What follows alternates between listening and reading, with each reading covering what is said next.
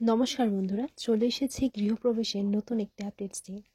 আজকের গল্পের শুরুতেই আপনারা দেখতে পাবেন মোহনা আদ্রিতকে জিজ্ঞেস করে যে ডিভোর্সের ব্যাপারটা কতটুকু এগিয়েছে। তখন আদ্রিত বলে যে তুমি তো সামনেই ছিলে, আর একটুখানি তো সময় লাগবেই, বলো। তখন মোহনা বলে আচ্ছা, অ্যাট দি এন্ড মোমেন্টে তুমি আবার পাল্টে খেয়ে যাবে না তো? তখন আদ্রিত বলে না মোহনা, তুমি আমার উপর বিশ্বাস করো, আমাদের এই বাড়ি আর আমাদের কোম্পানি তো এখন তোমার হাতে, তাই তোমাকে আমি কখনোই চিট করব না।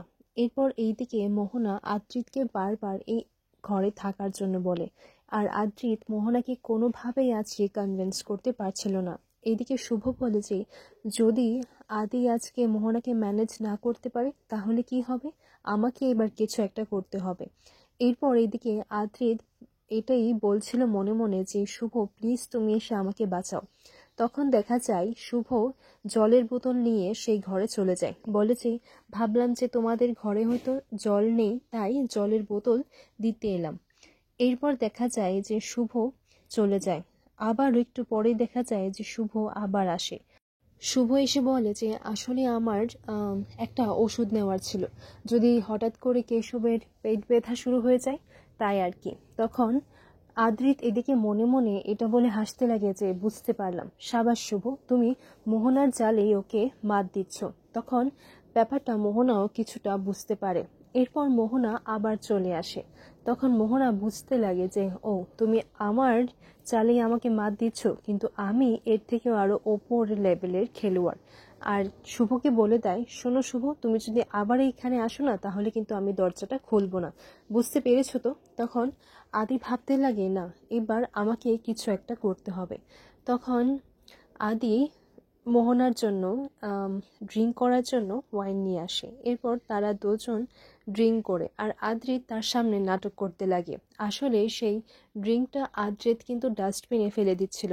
এরপর মোহনা নেশার ঘোরে সে ঘুমিয়ে পড়ে। এদিকে আদি এসে শুভকে ওষুধটা লাগিয়ে দেয়, কারণ মোহনা শুভর সামনে বলেছিল যে আমি কিন্তু এই ঘরের সব কিছু পরিবর্তন করে ফেলবো, তোমাদের ডিভোর্সটা হয়ে যাওয়ার পর এই ব্যাগটা আমি চেঞ্জ করে ফেলবো, কারণ কারোর ইউজ করা ব্যাগ বা অন্য কিছু আমি ব্যবহার করব না। এরপর এইদিকে আদ্রিত শুভকে বলে যে দেখো এই ব্যাপারটা কিন্তু বেশি দিন কিন্তু এইভাবে চালানো যাবে না। তখন শুভ বলে হ্যাঁ আমিও বুঝতে পারছি, তাই আমি স্বপনদাকে একটা ফোন করেছি, স্বপনদাকে আমি সব বিষয়টা জানিয়েছি। এরপর ভিডিও কলে স্বপনদার সঙ্গে কথাও হয়। মিস্টার সেন আর শুভর বিয়ের সময় কিন্তু স্বপনদাই ওই ছবিগুলো পাঠিয়ে সাহায্য করেছিল। এরপর এইদিকে স্বপনদা পরের দিন সকালে গিয়ে মোহনার সাথে যে 6 বছর আগে ঘটনাটা হয়েছিল সেটার বিষয়ে জানতে চায়, কিন্তু এখন যারা কাজ করছে তারা সেই বিষয়টা শুনেছে কিন্তু পুরোপুরিভাবে জানে না। তাই যে পুরনো নার্স ছিলেন তিনি এখন ছুটিতে ছিলেন। এরপর স্বপনদা বলেন যে ঠিক আছে, তাহলে আমি কাল সকালেই আসব। আর কেউ একটা আড়াল থেকে সব কথাগুলো শুনছিল। আর পরের দিন সকালে মোহনাকে ফোন করে, আর মোহনা যখন উঠে দেখে যে আয়ান তার পাশে নেই, তারপর তার ফোনের দিকে নজর যায়, আর ফোনটা দেখে সে অবাক হয়ে যায়, বলে যে এই নাম্বারে এত বছর বাদে ফোন কেন এলো, আর আমার অতীত বিষয়ে কেই বা জানতে চাইছে। তখন ফোন করে সব বিষয়টা জানতে পারে। এরপর মোহনা বলে কে আছে এমন যে আমার বিষয়ে জানতে চাইছে, এত পুরনো কথাটা কেই বা এখন ঘাটতে চাইছে, আর আমি তো চাই না যে সেই অতীত আমার সামনে আসুক, আমি তো সেটা পুরোপুরিভাবে ভুলে যেতে চাই। আর আমি তো ভুলেও গিয়েছিলাম, কিন্তু এখন এই কথাগুলো আবার কেন উঠছে, কে বা কারা বা কাদের এই ষড়যন্ত্র, যারাই এটা করছে তাদের কাউকে কিন্তু আমি সত্যিটা জানতে দেব না, এটা কখনোই তারা সত্যিটা জানবে না, আর আমার অতীতের বিষয়ে আমি কাউকে জানতে দেব না।